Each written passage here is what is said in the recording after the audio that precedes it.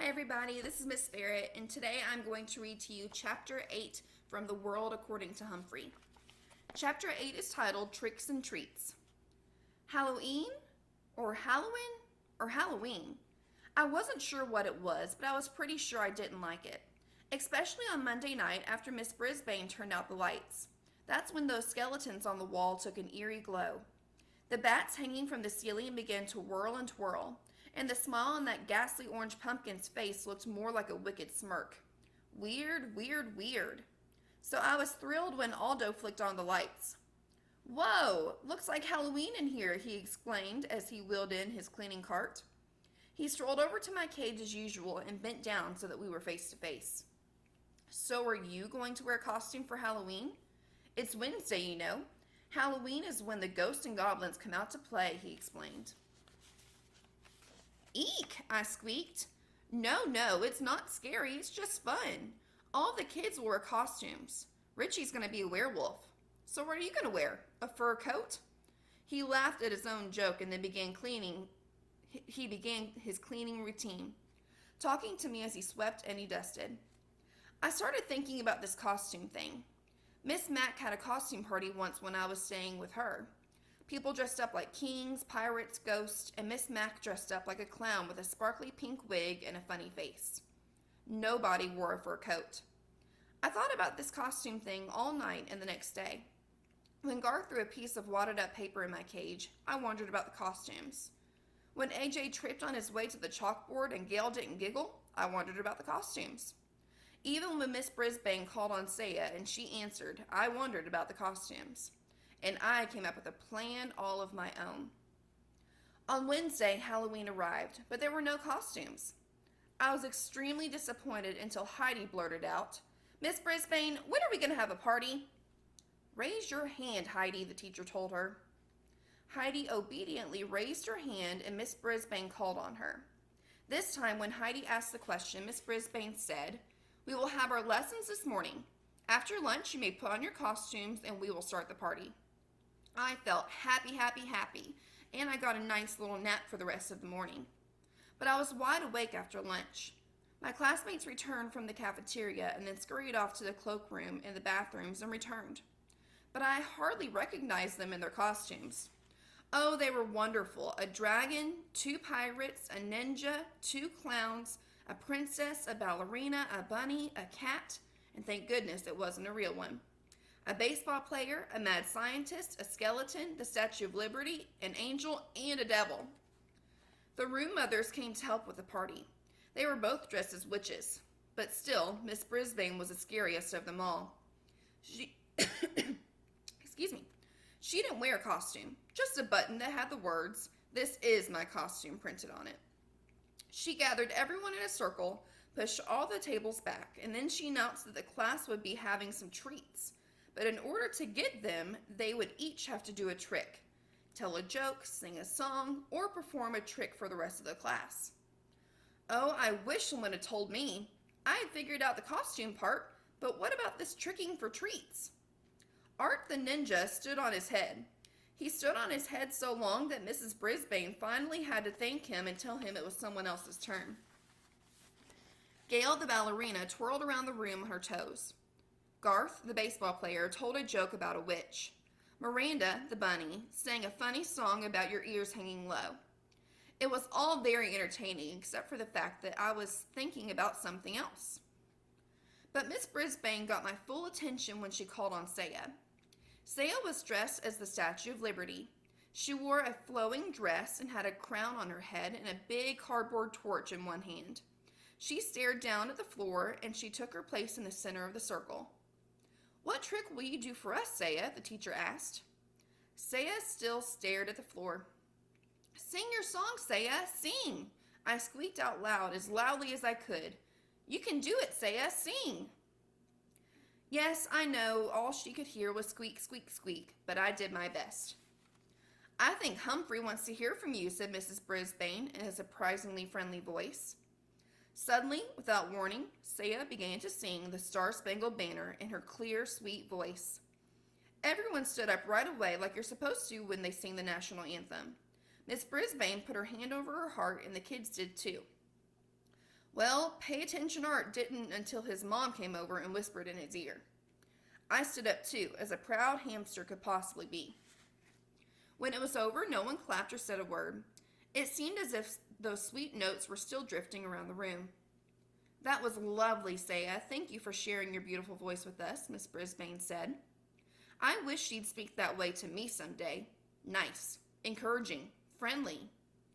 Anyway, the tricks continued, and after AJ told a few riddles, Miss Brisbane looked around the circle and said, "Did I miss anyone?" This was the moment I'd been waiting for.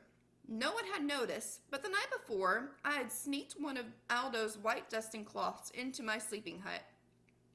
I had to act quickly. I pulled out the cloth and crawled under it as completely as I could. Then I stood up and began to sound like I had never shouted before. "Trick or squeak," I cried. "Trick or squeak." Miranda noticed first. "Look," she yelled, "it's Humphrey." I wish I could have seen the faces of my classmates, but it was dark, dark, dark under that cloth. I could hear them, though. First there were gasps, then giggles, and then shouts of, "Look, and Humphrey's a ghost." I continued to squeak my heart out until I heard Miss Brisbane's firm footsteps coming toward my cage. "Who did this?" she asked. "Who put that on Humphrey?" No one answered, of course, not even me. "He could suffocate under that," she said. "But he looks so cute," Heidi called out. Mrs. Brisbane didn't answer. She just said, "Will someone please uncover him?" Golden Miranda opened the cage door and whisked the cloth away. "Humphrey, you're a riot," she said. "Only a riot? Let's be honest here, I was a smash hit." Then the room mothers served up cupcakes with orange icing and cups of apple juice, and my classmates started playing games. Just before the bell rang, Miss Brisbane clapped her hands and made an announcement. "Mrs. Hopper and Mrs. Patel, I have consulted with one another. We have decided to give the prize of best trick to Saya Nazari." Everyone clapped and cheered as Miss Brisbane handed Saya a blue ribbon. Saya looked over at me and smiled a beautiful smile. Miss Brisbane continued, "And we have decided to award the prize for best costume to Humphrey." She walked over to my cage and taped a big blue ribbon onto the cage while my classmates cheered for me. "Thank you," I squeaked, but I'm not sure anyone could hear me over all of the noise. "Thank you all." The bell rang and the room was soon empty except for Miss Brisbane. She gathered up her papers to take home. Mr. Morales came in. He was dressed in a cap and a gown like people wear when they are graduating. "Happy Halloween, Sue. Did you have a good party?" he asked. "Very," she answered. "Somehow your friend over there got a hold of a ghost costume and won the prize." "See, I told you he'd add a lot to your classroom," he said with a smile. "He was livening things up," said Miss Brisbane. "Joy, joy, joy! I believe she was starting to like me." "Just so he doesn't liven things up too much," she added. Poof! My hopes of winning over Miss Brisbane's heart crashed to the ground. Mr. Morales said that his kids kept asking about me, and then he quickly left. Mrs. Brisbane headed out the door after him.